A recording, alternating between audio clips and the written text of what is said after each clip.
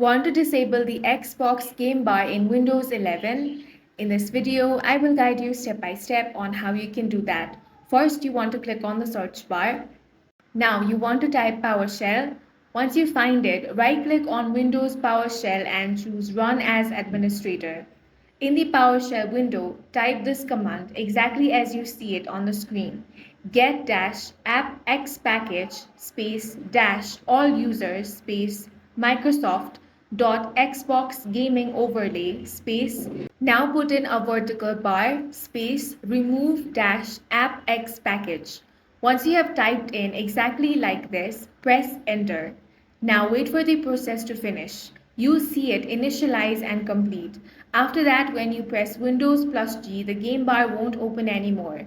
If you want the game bar back later, you can open the Microsoft Store, search game bar and reinstall it.